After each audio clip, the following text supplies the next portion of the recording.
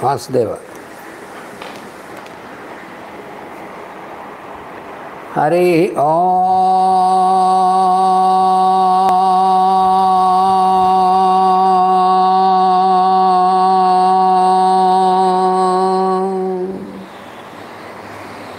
Sem no mitrasyam varunaha sem no bhavatvaryama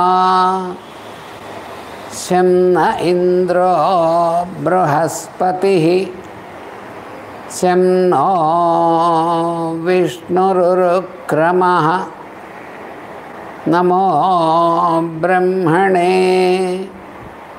namaste vayo tvameva pratyaksham brahmasi tvameva pratyaksham brahma vadishyami ratam vadishyami satyam vadishyami tanmamavatu tadvaktaramavatu avatu mam avatu vaktaram.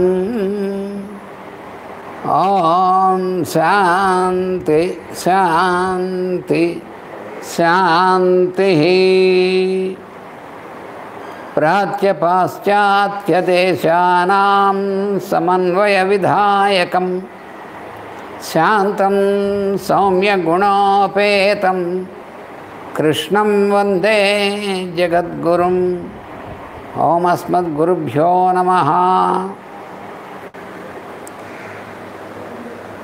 Welcome to all brothers and sisters. So, we have studied aphorism 15 and we have entered into aphorism 16. So, this aphorism 15, it is explained in this aphorism in 15 about what is vairagya or non-attachment. That was explained. So, non-attachment is that quality which shows signs of transcendence in a person who is away from the thirst for something seen or heard through aptitude. So that is vairagya or non-attachment. Because we remember that yoga is that state of suspended behavior of the mind. So the state in which the behaviors, the 5 types of behaviors of mind are suspended, that state is called yoga. So our goal is to attain and get stabilized in that state, which is the yogic state. So the whole life, every moment, we must be stabilized in that yogic state, and all the work what we have to attend, we have to do being in the yogic state. That is the goal of entering practice of yoga. So for this purpose, to get into this yogic state of living, where the behaviors of the mind are kept suspended. To attain this, we are given two implements to be applied. One is abhyasa, about which we have studied to a greater extent. Of course, we again and again get into touch with abhyasa whenever it is required. So now we have entered the second implement, that is vairagya, which is called non-attachment. You may call detachment or non-attachment. So non-attachment, now we have to know that with which component that we have to get non-attached. That was explained in aphorism 15, that it is the quality of a person. Non-attachment or vairagya is the quality of a person. Which person? The person who shows the sign of transcendence in a person whom he comes across. A transcendence in a person who is away from the thirst, from a thirst for something that is heard or seen or heard. That means something that is received through the activity of the one or two or more of the five senses. It is due to the aptitude. So in our daily life, we have an aptitude to receive the impressions through the activity of the senses. So if one can transcend the thirst for something, so we come across in our daily life, because all the time in our daily life our mind is active. It is engaged in one of the five types of behaviors which were explained above before. Five types of behaviors of mind are identified and explained to us by Patanjali. We have studied already. So we have to remember these five types of behaviors. So now we have to understand, we have to realize that our mind is engaged in any of these types of behaviors. And then this behavior of mind is a reaction to something that is received through the activity of the senses. One or any of the five senses. So the senses are active because the senses are exposed to the objects of the senses. This should be clear. We have the five senses, and these five senses work through the sense organs, corresponding sense organs. Each of the five senses has its corresponding organ on the physical plane. So these five senses are working through the five sense organs.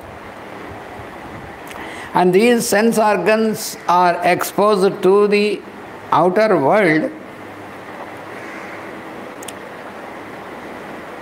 where you have the objects of the senses. The objects are outside. Senses are the faculties that are working in us through the sense organs. We must be very clear about this.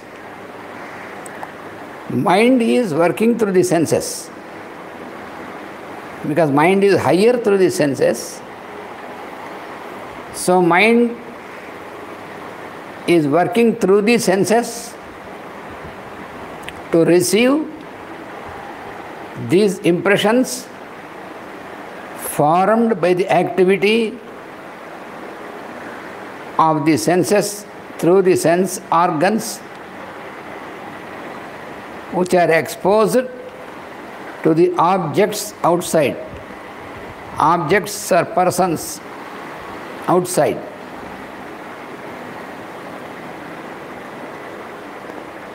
So, for example, if you have a person before you, so your sense of sight, sense of hearing, sense of sight and sense of hearing are foremost, they start reacting, they start receiving the impression. Because we see the person, we hear the person. So first these two senses, sense of sight and sense of hearing, these become active when we have a person before us. A person or an object, whatever it may be, let it be a person or it may be an object. If I have a person before me, so then my senses are active, which are working through the 5 sense organs exposed to the person before me. So they receive the impression about the person, because the person cannot go into you. It is only the impression of the person, the image of the impression means image. The image of the person is received through the sense of sight and sense of hearing. Sense of hearing means the other person speaks, so you hear the other person and you can see the other person. So this is how our senses are active, and through the activity of the senses, these impressions are being received by the mind through the activity of the senses. This is the procedure. So then our mind starts to show its behavior as a reaction. It starts to act through its behaviors, especially right measure, wrong measure, or inverted measure, or recollection. In this example, when we see the person after some time, then through recollection we can recognize the person, his name and all these things, his name and what he is doing. When I see Laisan, now it is many months ago that I have seen Laisan. But when I see Laisan now, once again, through the recollection, I can recognize Laisan. So through any of these activities of the 5 behaviors, of course, one of the 5 behaviors is the absence of measure, that is sleep. Then, but the other 4, one is sleep, where measure is absent, and one another one is recollection, smriti, and the other 3 are more active. So that is how we are exposed to the person. Then what happens I recognize the person by being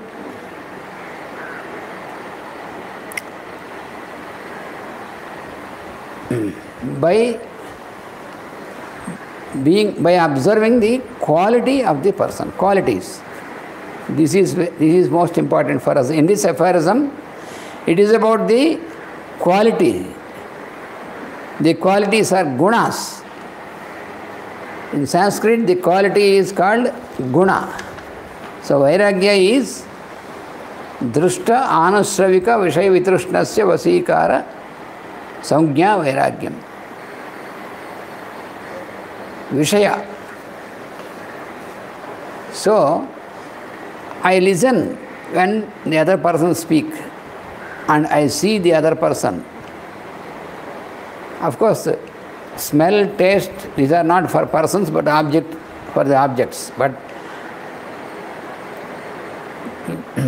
listening and looking but seeing, these are immediately active. So that is how first we receive.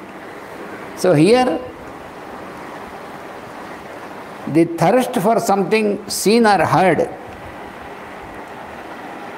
So we see the person, we hear the person. Or we see the object, or we see the object. If it is the only object, we see the object and we can smell the object. We can taste the object. If it is a person, we can see the person, we can hear the person. So like this, when our senses are exposed, so then our mind receives through the activity of these senses. Then, due to the aptitude, what happens? Due to the habit or due to the aptitude, a thirst for something seen and something heard. A thirst. Why it is called thirst? You see, thirst is one of the activity from the mind, thirst. But thirst is as a need to the body, thirst is there. Thirst is produced by the mind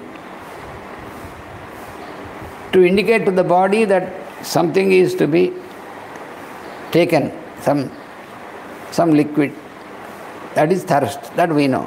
But here thirst is mental thirst.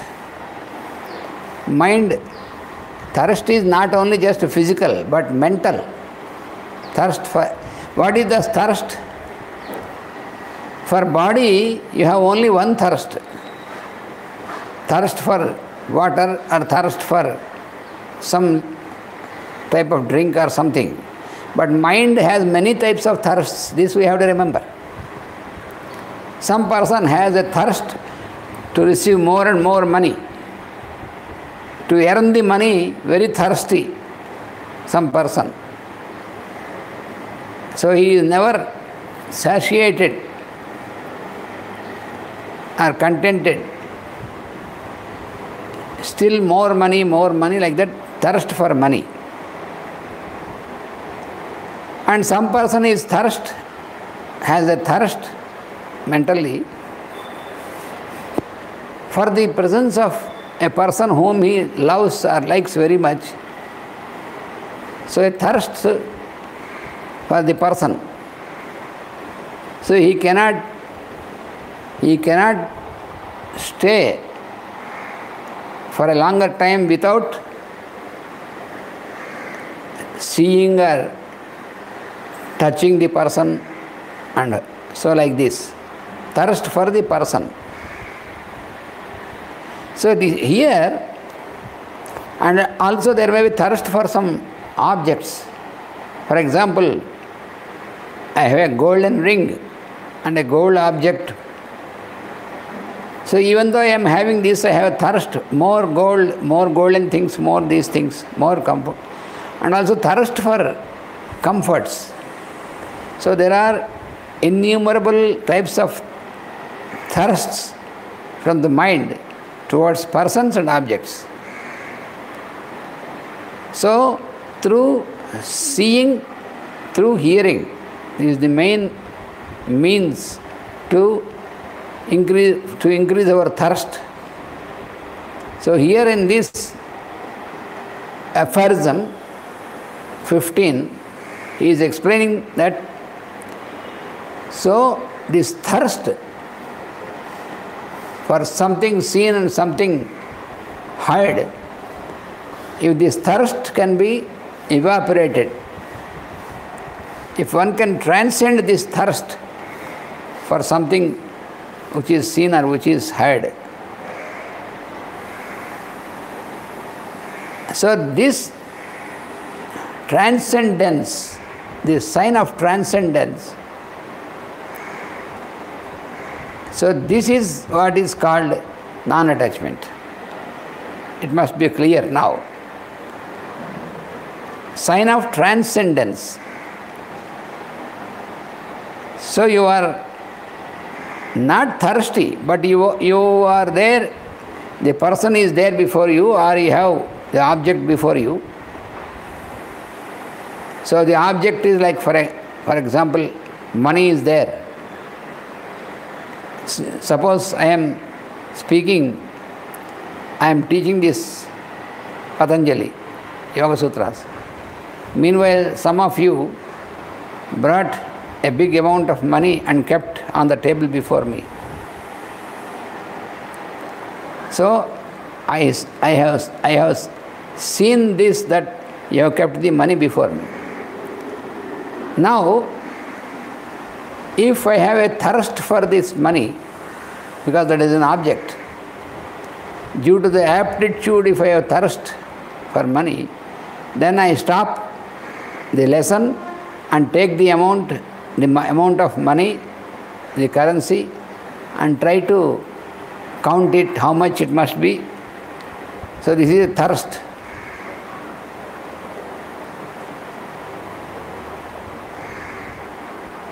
And suppose, if it is about a person,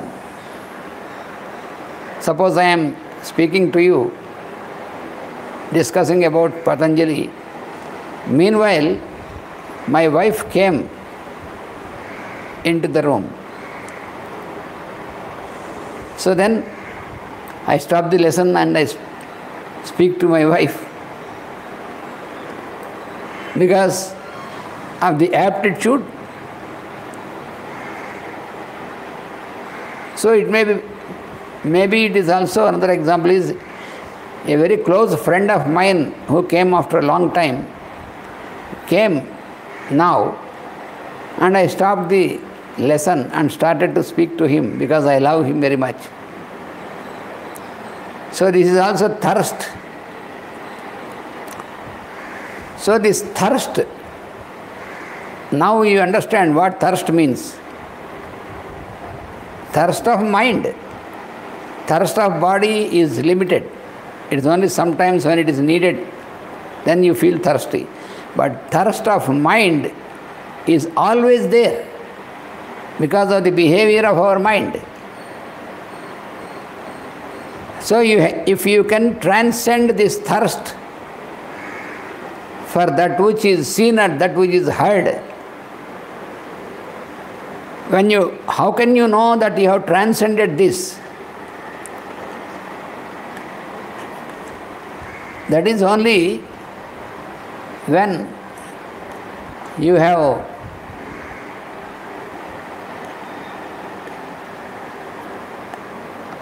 only when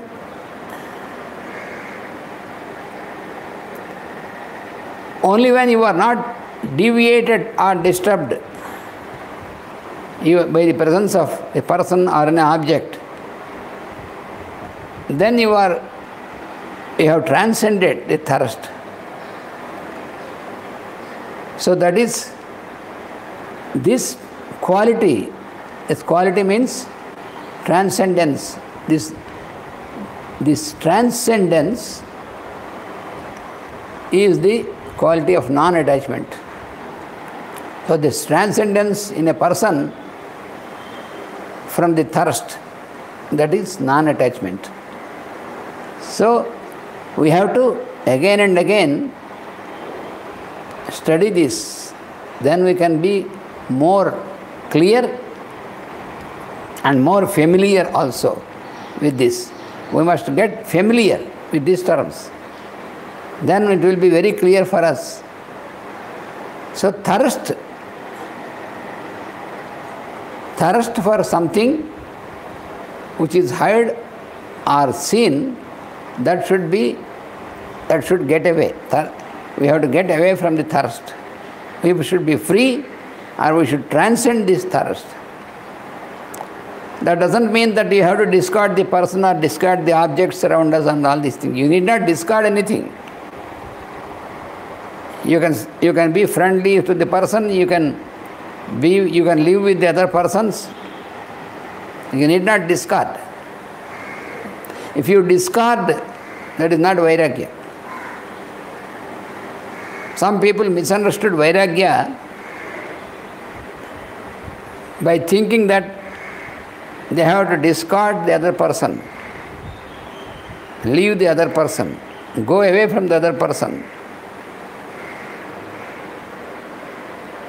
So it is a wrong understanding of the term Vairagya. Many people are misguided by this wrong understanding. If somebody thinks that his wife and children are causing bondage for him, obstacles, so one day he leaves the house, leaving the wife and the children, and then wants to go away to a remote place, and he feels that I got Vairagya now. That is not Vairagya. So that is not the real meaning of Vairagya. Real meaning of Vairagya is to be free from the thirst. That's all. If you are not free from the thirst, mental thirst for what is seen and what is heard, then even though you discard or leave the person, even though your mind, even then also your mind is still having this thirst, then it is not Vairagya. So this should be very clear that Vairagya is not discarding a person or not discarding the objects, but transcending the thirst towards them. So thirst is in our mind, it is not outside. This is where we have to remember. It is not in the other person, not in the object which are there before our senses. Our senses are exposed to persons and objects in the environment around us, but the thirst is not there in them, thirst is in our mind towards them. Either thirst or aversion is there two reactions of this. So we must transcend this. We must be able to attend to our duty, our work as our duty, but at the same time using the higher qualities, which is love, affection, sympathy, all these things, the positive higher qualities. With these qualities, we must go on doing our work without thirst for what is seen or what is heard. This is Vairagya. This is very important for us to remember. Vairagya means. Otherwise we go into misunderstanding about the term Vairagya.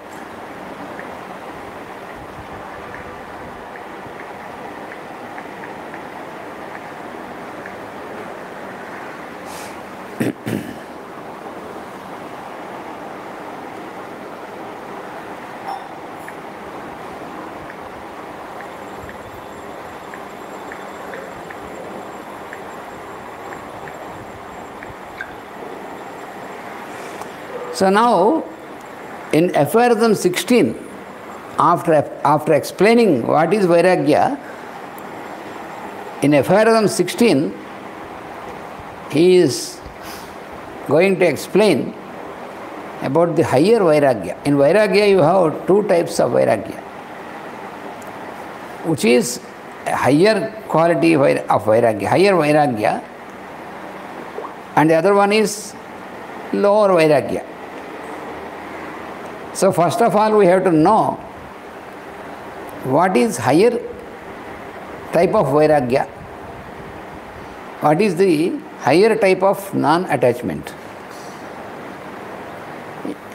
If we don't know this, if we cannot discriminate between higher Vairagya or non-attachment and lower Vairagya, then we are stuck up in the lower Vairagya and we may feel that we got Vairagya.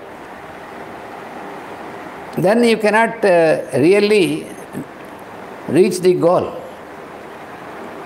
So therefore we must know what is higher Vairagya and what is lower Vairagya. This higher Vairagya is called Para Vairagya. Param. Para means higher. In Sanskrit, Para means higher. So this Vairagya is called Para Vairagya. And the other type of Vairagya is called Apara Vairagya. Apara, which is not Para. So now we are going to study about Para Vairagya. So this aphorism 16 says, Tat Param Purusha Khyate Guna Vaitrushnyam. That means Tat Param, the highest form of non-attachment, is the dropping off of the desire for qualities. The highest form of non-attachment is dropping off of the desire for qualities. This is realized by establishing the consciousness in the spiritual man. Spiritual man means the inner person, the I am. That is the meaning, what is meant by spiritual man. The inner person, or the I am.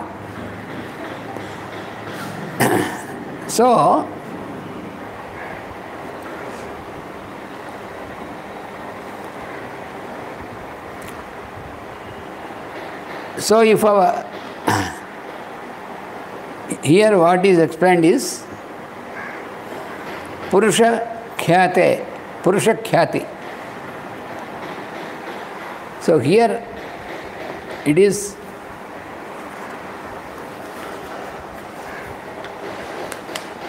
Purusha means the inner person. Purusha Khyati means the inner person or the indweller I am should be familiar to us. That is Purusha Khyati. That means when I am speaking to any one of you, I am speaking with you, but with whom? I must always remember it is a transaction with the indweller, the inner person, that is Purusha. The inner one, indweller. Purusha Khyati. Purusha Khyati, that means Khyati means familiarity. We must get familiar with that inner person or the indweller. That is called Purusha Khyati.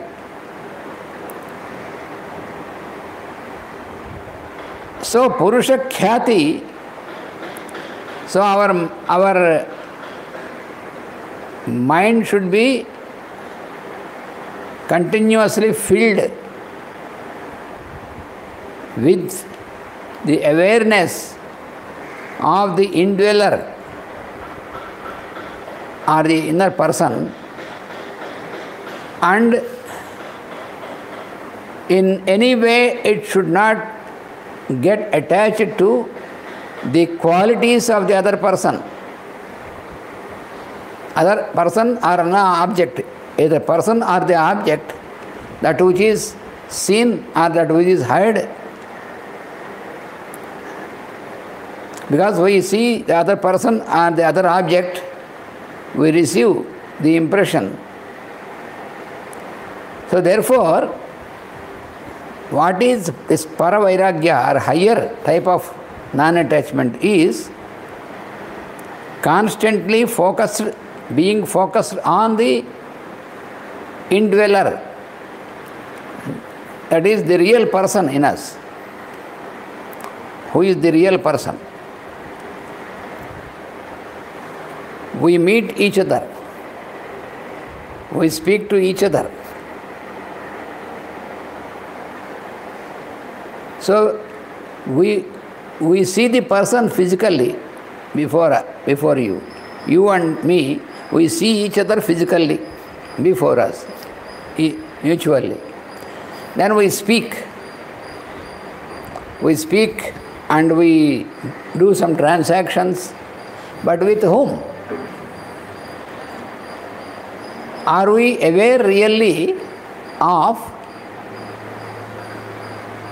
with whom we are talking? For example, we are talking now. I am speaking and you are listening. And some other times you are speaking and I am listening. For example, if you are with me, you need any of the consultation from me, then when you are speaking, I am hearing. Now I am speaking, you are hearing. Now, with whom I am speaking and you, from whom you are listening. Let us understand this. With whom I am speaking now? With Peter or with Laisan or with Arjun. So, then what happens when I think of Peter or when I think of Laisan? Am I aware of the real inner person or only on these qualities? And if I am dwelling on the qualities, when I think of Laisan, so her name and her features of her face, all the familiar form of her smile, and all these things, only these things, my mind is focused only on these things, or my mind could be focused on the inner light in Laisan. Same thing with any person, with the inner light. It should be focused on the inner light. That is the real transaction. But it will be possible if my mind is detached from the qualities of the person. Otherwise, the mind is reacting only with the qualities and it cannot go into the real person.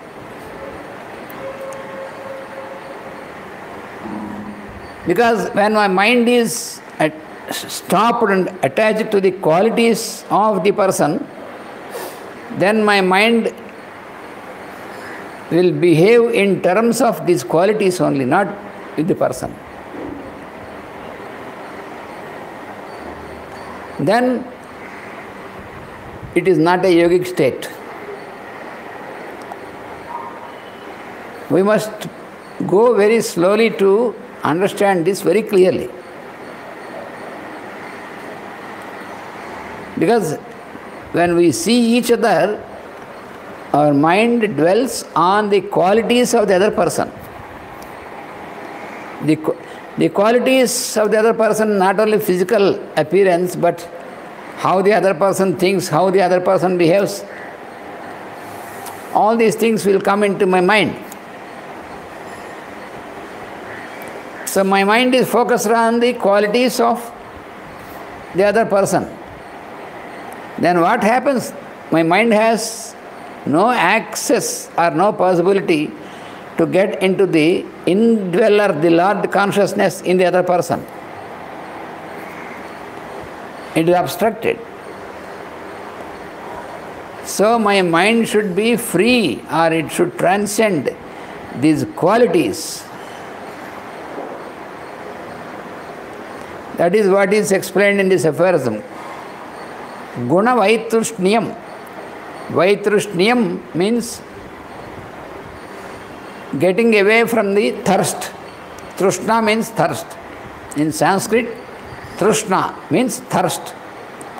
Vaitrushnyam means getting away from the thirst or transcending the thirst. That is Vaitrushnyam. So, thirst for what? Thirst for qualities. Because the impression what my mind makes about the other person is due to the thirst for the qualities. Then what happens? I may feel that the other person is my friend, I may feel the other person is my enemy, and I feel that I love this person, I feel that I hate this person. So all these things, it is because of the thirst for qualities of the other person. So my mind is focused on the qualities only, which is at the level of the mind only, then how can you get into the experience of the inner real person, Purusha? So Purusha Khyati means remembrance of the indweller. So, if so long as I am transacting with another person or any object, if my mind is completely focused on the inner person, who is the spirit, not the body or the mind and all these things, but the spirit in the inner person, by getting detached, by getting liberated from the thirst for qualities, this we have to remember. Unless we are released from the thirst from qualities, we cannot get in touch with the real person. You see? And unless we remember the indweller, the real person, we cannot be stabilized in the yogic state. See, our goal is to be stabilized in the yogic state. And that can be possible only after suspension of the behavior of the mind. Mind behaves constantly reacting towards the qualities of the other person or the objects. Quality. Gunas, its qualities, features. Physical or mental. So my mind reacts towards these qualities of the other person and the object. So unless this is suspended, you cannot have a real experience of the inner person. So the real transaction is between the indweller in me and indweller in the other person. That is the real transaction. That should be the real transaction. So all that we are transacting with many persons, many objects around us in our daily life, we are not at all remembering the inner person. Therefore, all the transactions are in the non-yogic manner only. Because they are all due to the reaction of my mind. Because the mind is not free from the qualities of the other person. So, guna vaitrushnyam. Vaitrushnyam means, trishna means, I told you, it is thirst. Vaitrushnya means free from the thirst towards the qualities. So the thirst for the qualities of the other person or the other any object, that should disappear. Thirst should not be there. What is required is only focus on the Purusha Khyati.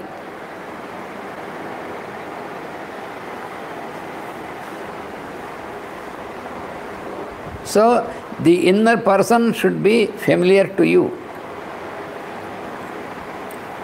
So transaction between two persons should be at the level of the inner person, the indweller. That is the real transaction. That is the true meaning of what you call love.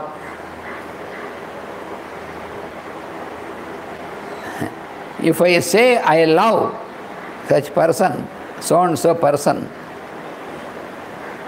that means it is true what you say is only when the transaction is between the inner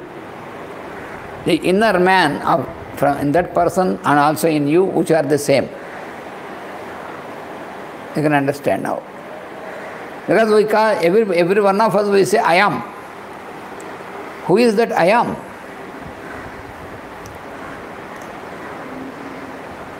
Every time you say I am seeing, I am speaking, I am seeing, I am drinking, I am eating, I am doing this, I am doing that. What do you mean by this I am? Is it only the body? Mostly yes.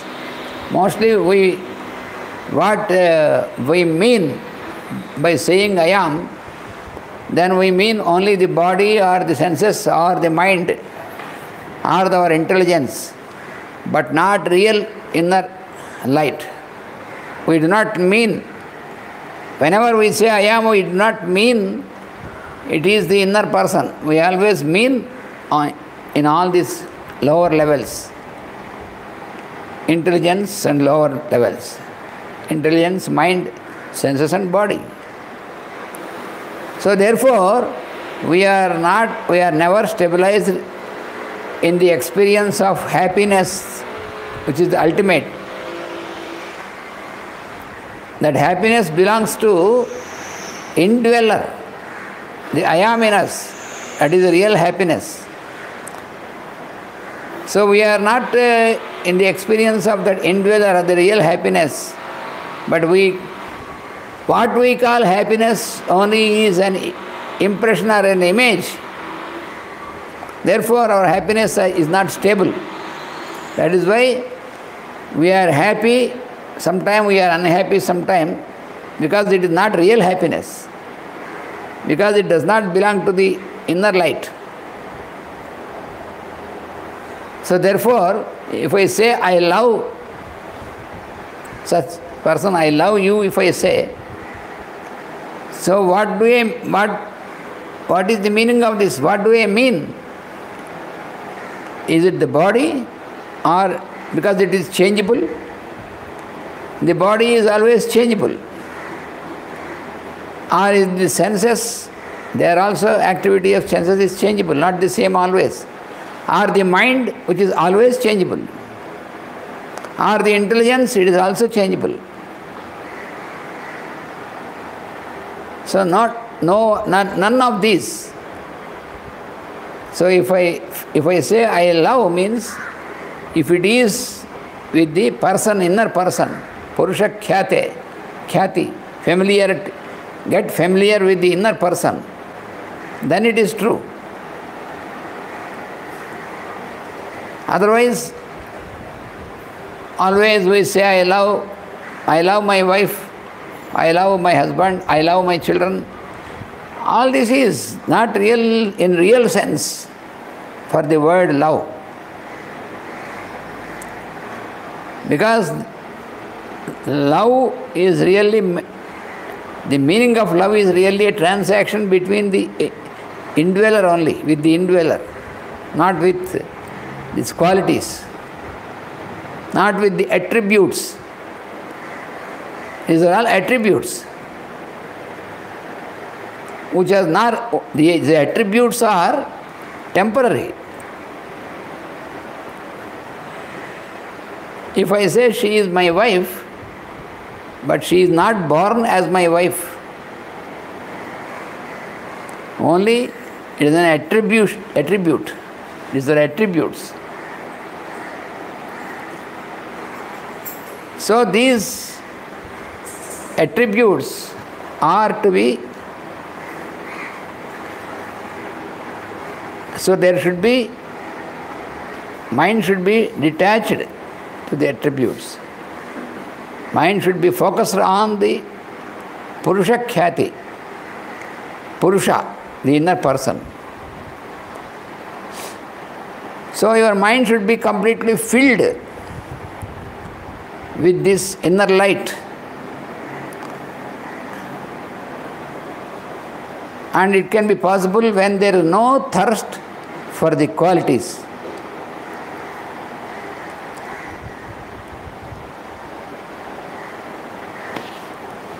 So this is a very deep aspect which we have to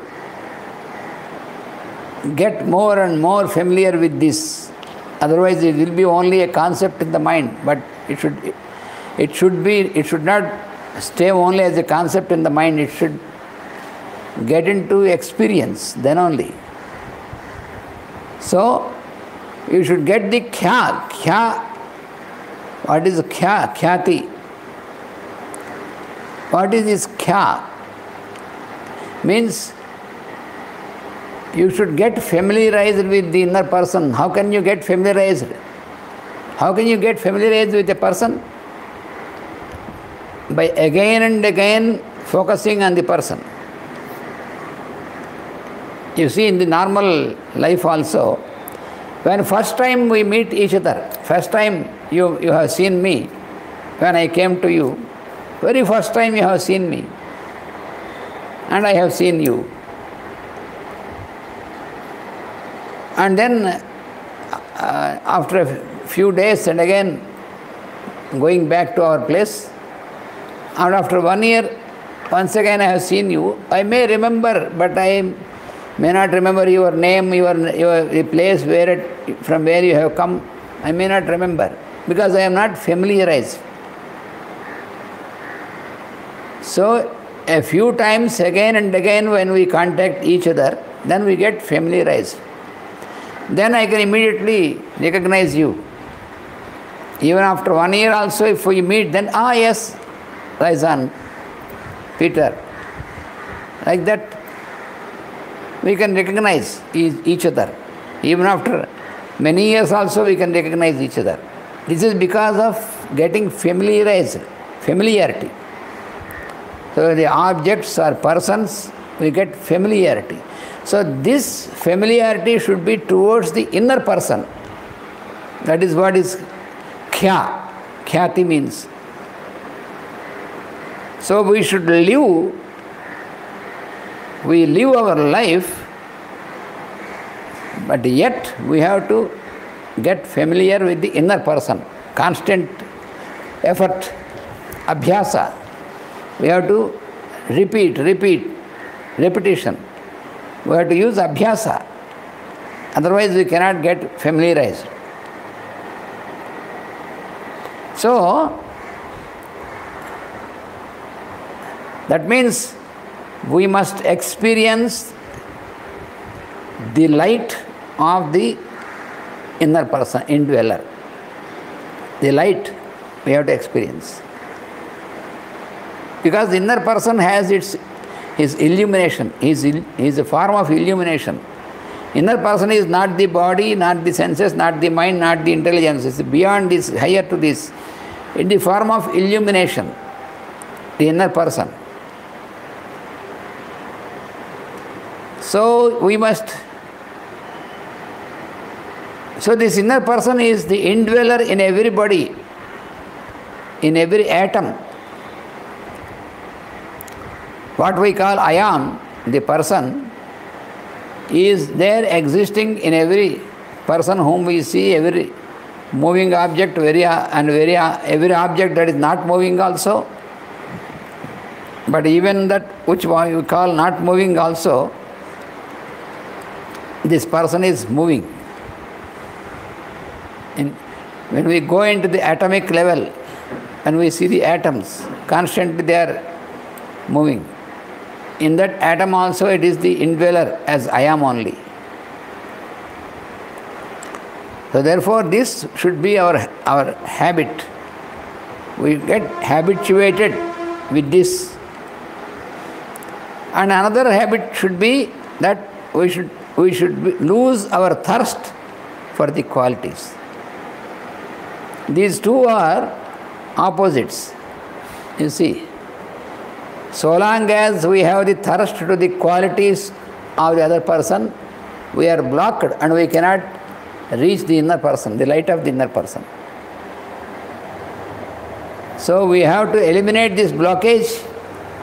This blockage is called thirst. Thirst for the qualities. This is the blockage for us. So we have to get out from this blockage. Then we find the way to reach the inner light. For example, you say banana. You must always, to get familiar, we have to get very familiar examples only. Banana. So, in this banana, what we call banana, generally what is our habit when we call a banana? Is it the shape? Banana has certain shape. And so when we see banana, it is from the shape, first of all. But the shape is not what we really mean banana. It is only a quality. Shape is one of the quality of banana. And then the color. When we see banana, wonderful color. But the color itself is not banana. Then smell. When the banana is very ripe, we can smell it, very pleasant smell. So that smell itself is not banana. Next, you take out the peel and taste it. We say, oh, it is very sweet, good. But is this banana? The taste, it is also not banana. Then what? So it is what is required for us to experience what is banana is none of these things. These are all only qualities, attributes. So these are all the qualities of banana, but it is not really, any one of these is not banana, it is their qualities. So we have to make a scientific analysis. But you can make a scientific analysis unless you cannot make a scientific analysis unless you have a synthetic view. Without synthesis, you cannot make an analysis really. So banana itself is a synthesis in nature. So what we call banana, it is a wonderful synthesis, synthetic arrangement in nature. So unless we know that synthesis, you cannot make an analysis. So when you keep a banana on the table, a very good banana on the table, when a child happens to come, automatically the child picks up the banana, take out the peel and start eating it. For the child, it is only as experience, but nothing. Banana, it is, all this has no impact on the mind of the child. It is direct experience. So even child may not know the name banana also.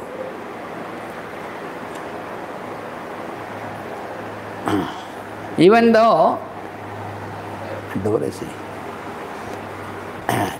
even though the child has not, the child doesn't know the name banana, he has only an experience.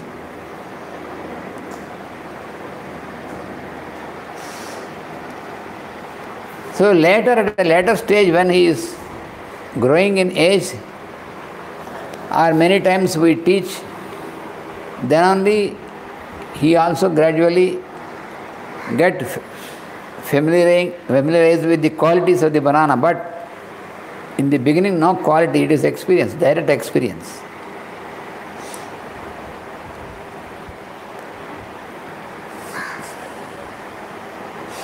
So actually, when you question that, what is the essence in the banana?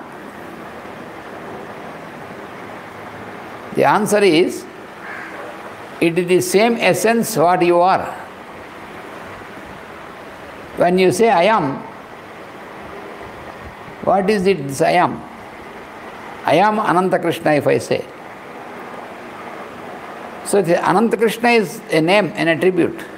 But I am, this I am is the same I am in every person and every object, which is very common. So in banana, if you ask what is the essence of the banana, if you just take away all these attributes, the color, the smell, the shape, the taste, all these things, all these, if you keep them away, what is the essence? It is the indweller in the banana. It is the same what is there in you as I am. So that is the essence. So that is what is called Purusha Khyati in this aphorism. That means the one who is perceiver and the object which is perceived. In the banana, I am the perceiver and banana is the object of my perception. So, Purusha Khyati means the familiarly we must have familiarity with the one who is the perceiver, observer, and the object that is observed, it is the same. You see, if I hold banana, if I say banana and I am both are same, then everybody will laugh at me. In the physical sense, it is not true. How can it be the same? Banana and myself, we are not the same. But in the sense of the indweller, the light, it is the same. So this is where we must be very clear. Unless we are very clear with this, we cannot really appreciate what is being given in the aphorisms further. So we must be very clear.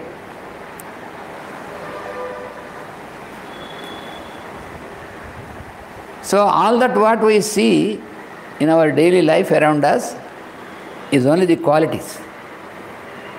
That is what is being explained here. These are only the qualities.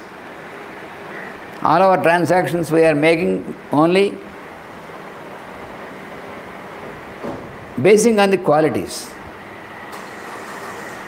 It is not wrong, you can make all these in the transactions, but if you are familiar, if you remember always the indweller, the light, then you can know that the transaction is of the inner light.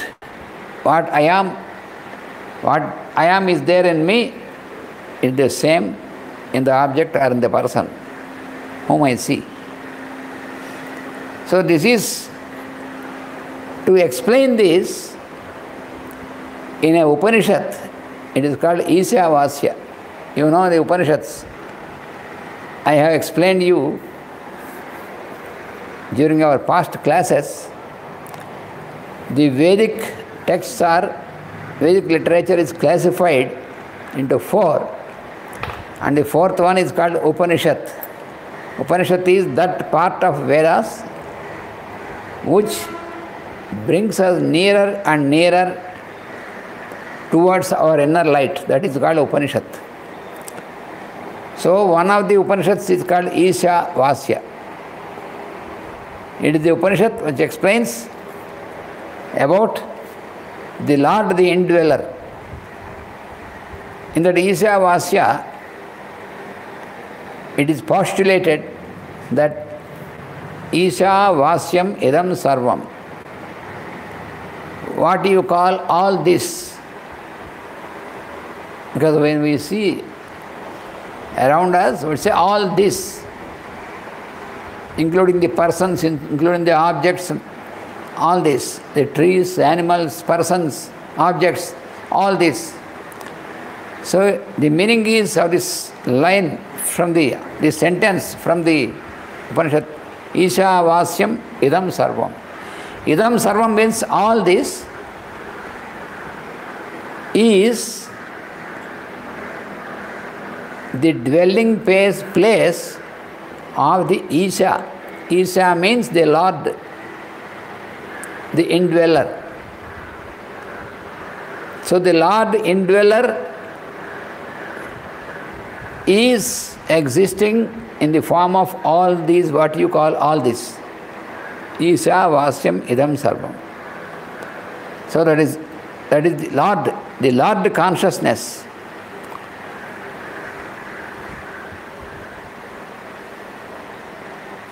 So if this Lord consciousness is not there, nothing is there. All the things in this whole creation it is all filled with this Lord consciousness. It is pervaded by the Lord consciousness, the I am.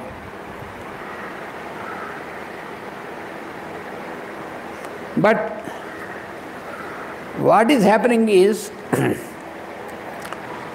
we are perceiving all these things but not the Lord consciousness. That is the wonderful thing. In the whole creation, there is not even one atom which is devoid of this Lord consciousness. So we cannot show anything which is devoid of Lord consciousness. Huh?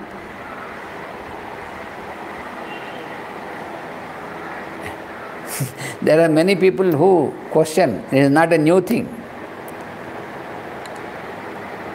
So if you say this is a wall, is there, this Lord consciousness is there in this? Yes. How is it? It is only a wall which is a lifeless object.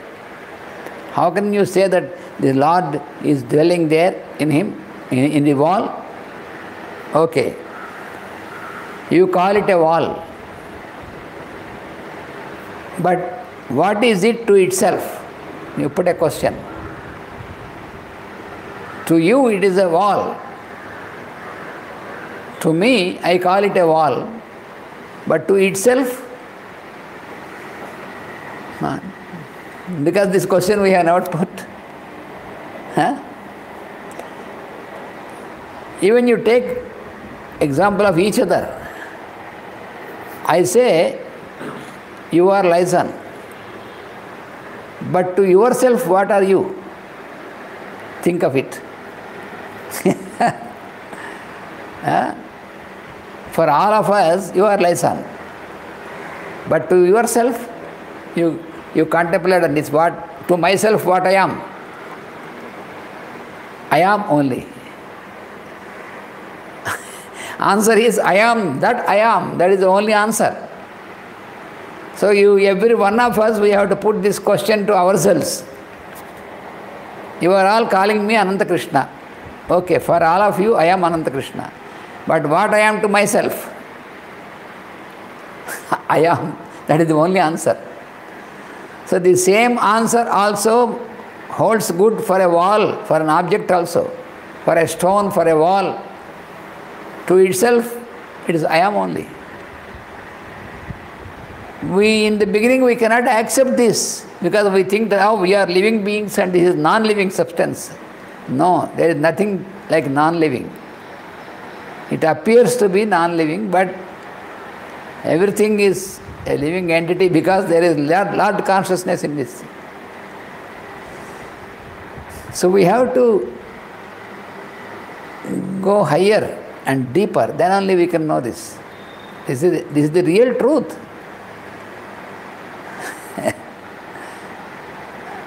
So these questions we have to put to ourselves. So therefore, in this sentence, in the Upanishad, Isavasyam idam sarvam.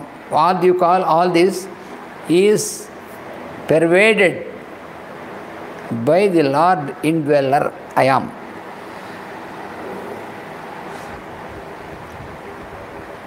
And also it is said, Yat kinchit jagatyam jagat.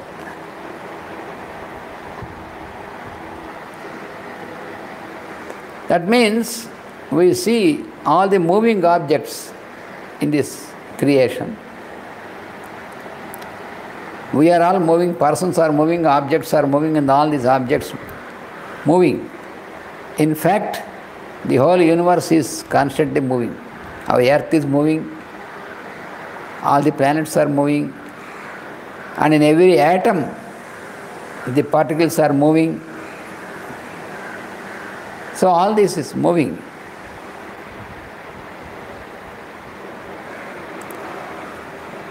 Then you are observing that everything is moving in all these objects, but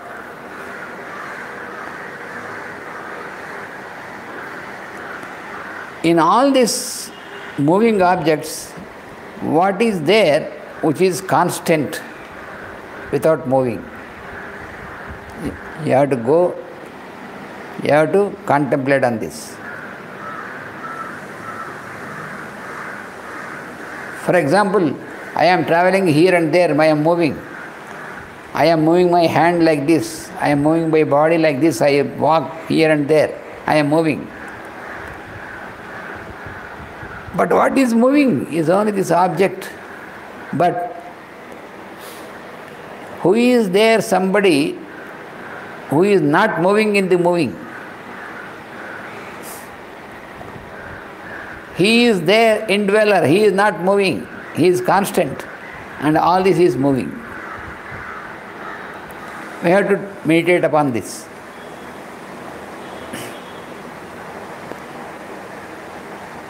So, an effort to realize, to effort to visualize, to get into experience of this inner light, the I am, this effort is the yogic effort. It is this effort to reach that state of yoga, yogic state, where we can experience the inner I am, the indweller.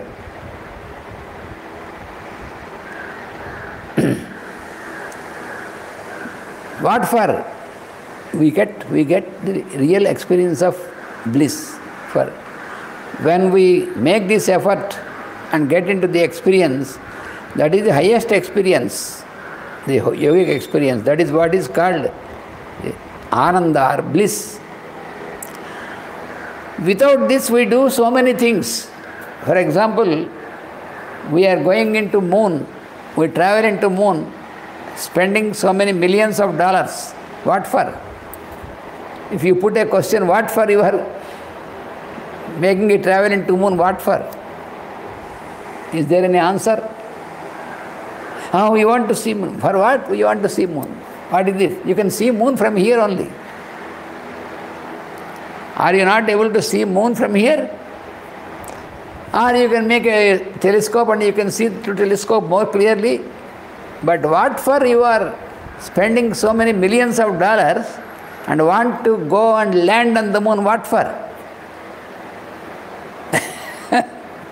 Huh? There is no answer for this question. So you put this question to any big scientist.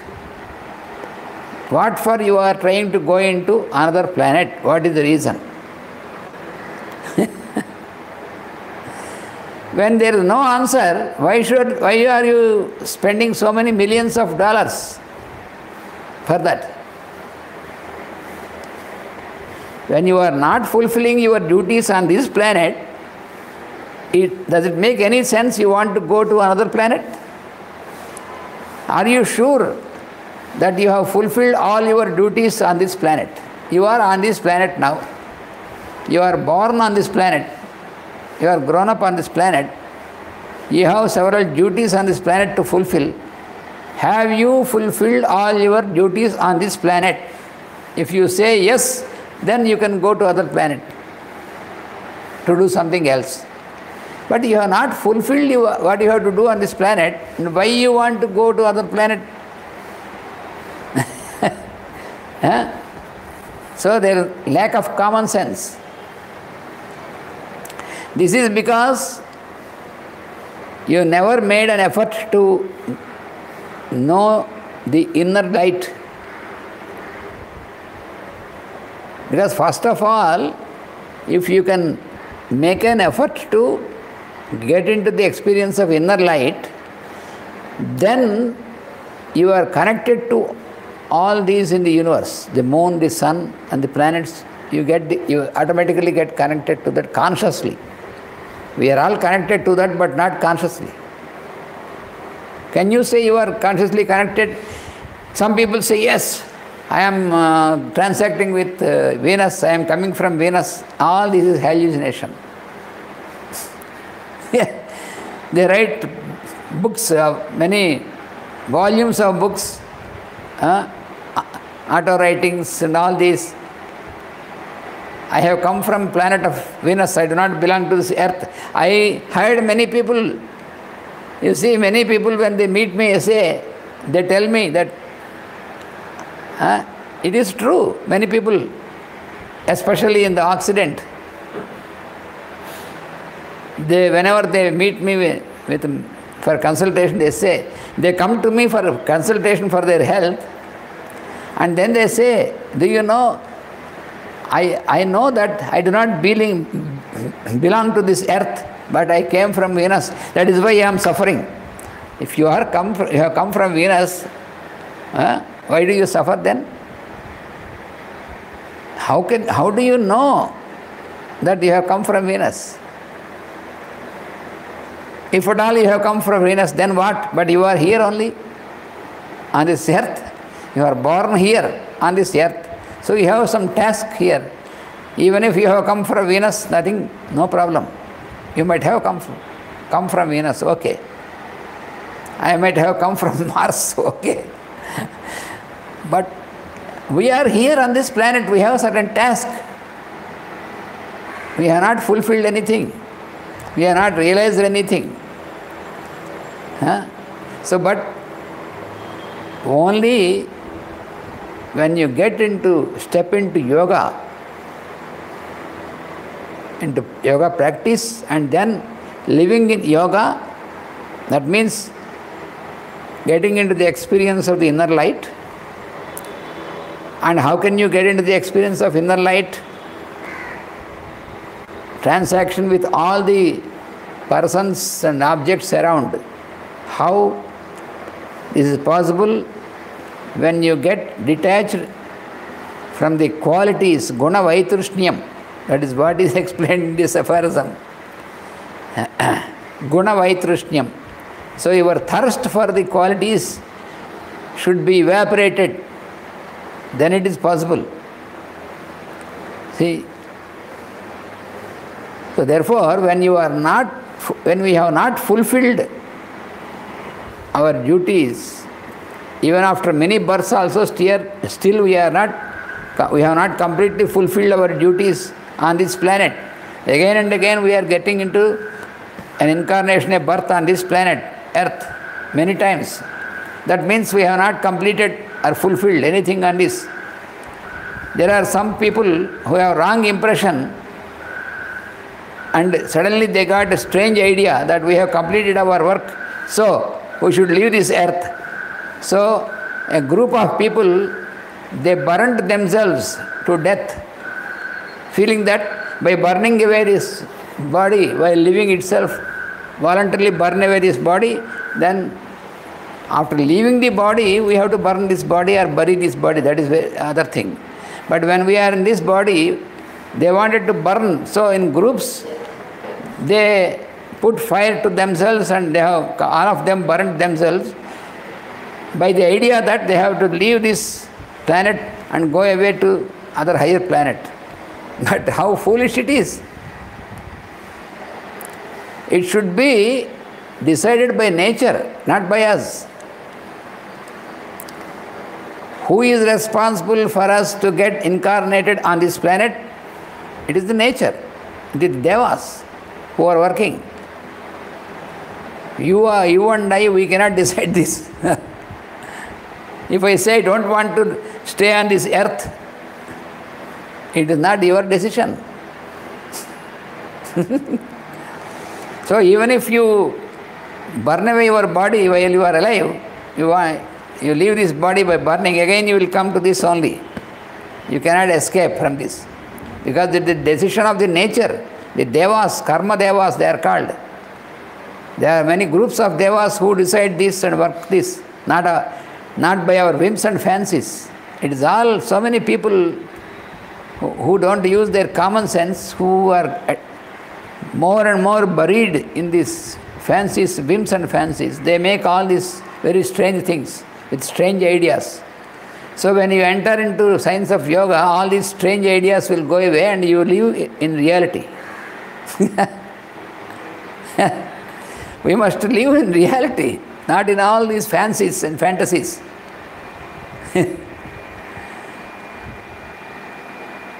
So we must get familiarized with the indweller, the Lord consciousness, who is all-pervasive. That is, and this is possible by common sense.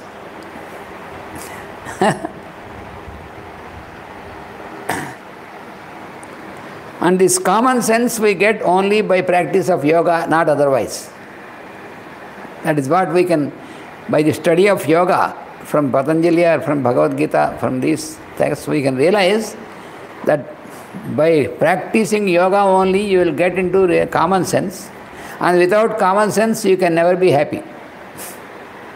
The real experience of happiness is possible only when we can use our common sense, and that can be possible when you are in the practice of yoga. And when you get stabilized in yogic living, then it is possible.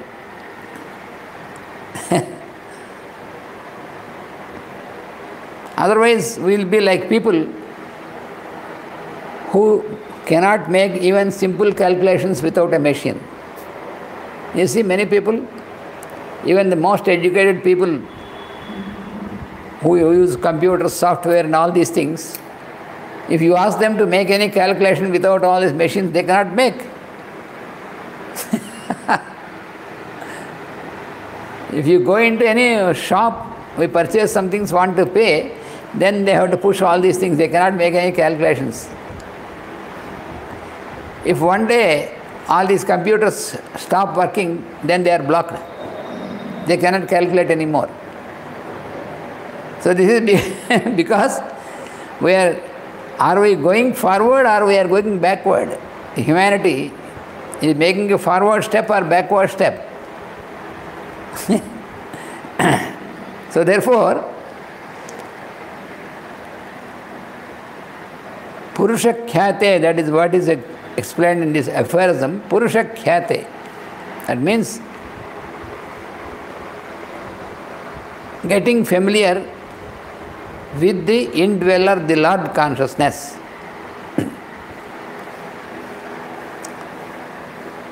You take any object. If I say this is pen, you drop the name as pen, you eliminate the name, then you see what is, oh, it is something appearing blue in color. So you take away this color, put aside the color, what it is. So there is something which we use to write for writing. Okay. So analyze it. How it is made? So some plastic. What is a plastic? So it is some substance, some chemical substance, having some molecules, groups of molecules. And then analyze the molecules. You get some atoms of different elements. And analyze the atoms.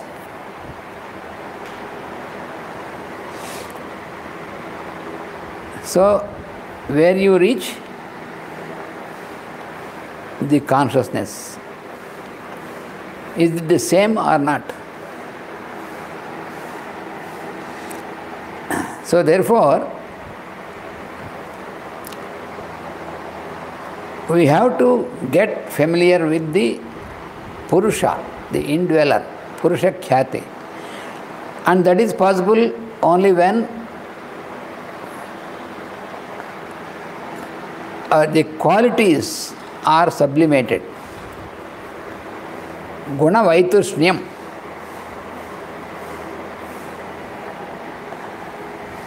So, we have to get disconnected with the qualities. Then only we can reach the light of the indweller. That is the only way. That is what is explained in this aphorism. This aphorism is an important aphorism to go forward. Guna Vaitrushnyam is to get away from the thirst for qualities. That is very. So, last week, I explained that we have two parts, the I am, what I am and what I have. This we always have to remember. So, I am is the Lord and I have is the quality. What I am is the Lord, what I have is the quality. So, therefore, we must try to get nearer and nearer to what I am, either in ourselves or also in any person and any object what we come across. This is the practice we have to make.